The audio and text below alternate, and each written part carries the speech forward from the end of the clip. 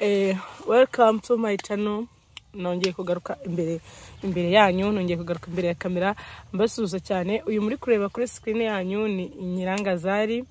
Abantu benshi mwamenye kuri content ya Mpanimero. Ndakeka abantu benshi rero ariyo mwamenyeho. Then rero muri iyi minsi ngira ngo muri kubona ko nta bikorwa byinshi byacu byinshi muri kubona, ariko turagira ngo tubizeze yuko tugiye kugira gute, tugiye kubikosora kandi mugiye kubona impinduka. Content rero ya Mpanimero nagira ngo mbabwire ko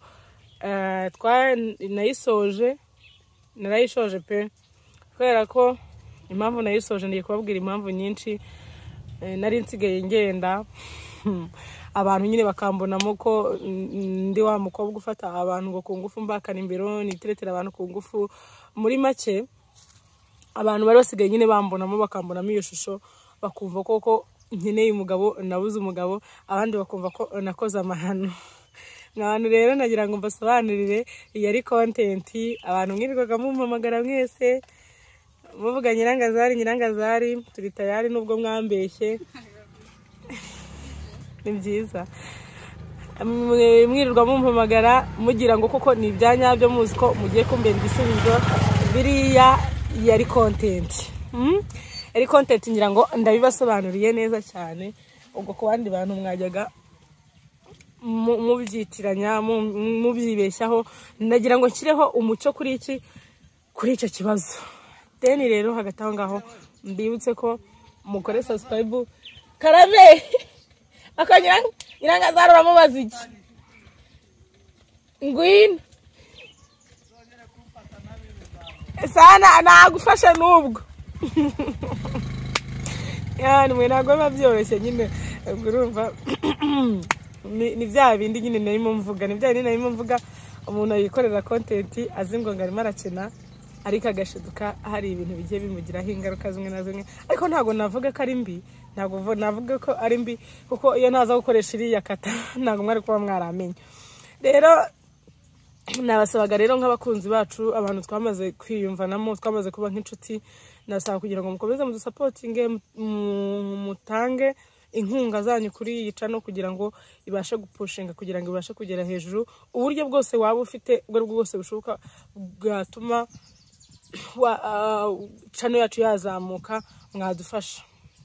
Kuko mushobora kuduha ibitekerezo, mushobora kudutera inkunga, kuko no gukamera dukoresha telefone, kandi mwabantu dufite content nyinshi, ariko kubera uburyo bwo kugira ngo tubikoremo biragora. Ngira ngo namwe murabyumva.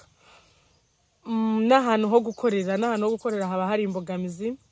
Rero uburyo bwose, nimbura umukunzi wacu, uburyo bwose wabona wadufasha. Ariko ikintu cya mbere cy'ibanze ni ukujya muturebera video mukazisharinga zikagera no ku bandi, n'iyindi nkunga yindi yakwemerwa. Rero basore banjye, bamama bacu, inkumi zacu, uyu rero murebe n'imbere ni Nyirangazari, ariko mu buzima busanzwe nikorera akazi ko gusuka. Then umuntu wakumva abikunze no mu buzima busanzwe, umuntu abakeneye imibereho, mwajya mutugana mukaduteza imbere. Ndababwira na nimero yanjye ni 0780904172. ku muntu waba ushaka iki, waba ushaka serivisi y'ibyo dukora mu buzima busanzwe. Muri kubyumva. Turimo turanagenda rero dusoza umwaka. By the way, dushima Imana, kuko Imana nta kintu itakoze. Wowe ubashije kubona iyi video yanjye nuko ukiri muzima. Rero kuba ukiri muzima, shimira Imana ko ukigejeje iyi saha ugihumeka umwuka w'abazima, kuko ntago ari ku bwacu pe, nta n'ikintu twatanze kugira ngo tube tukiri bazima. Rero ikintu cya mbere ni ugushima Imana.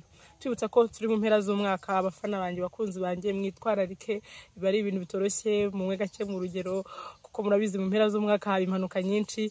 Rero mwitwararike kugira ngo tuzarangizanye uyu mwaka turi bazima, ariko twiragiza Imana, kuko Imana niyo ya mbere.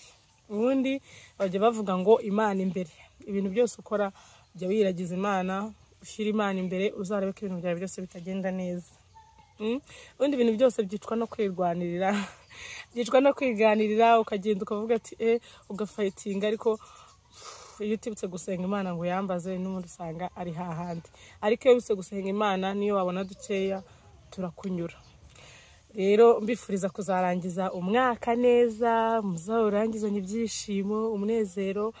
Mwana ibintu bidustressa ni byinshi, ariko mwe mujye mutekereza ibyiza kurusha ibibi. Mujye muha agaciro ibintu byiza kurusha ibibi. Nimba ari umuntu mufitanye ibibazo, nimba ari umuntu mufitanye inzika zikomeye, wa muntu we nagusaba ko uzagerageze ntuzarangiza umwaka hari umuntu mufitanye bifu, hari umuntu nyine wumva ufitiye urwango. Gerageza kuzarangiza umwaka umeze neza. Rero harimo n'abantu iyo dutangira umwaka bakora ibintu byo guhiga imihigo.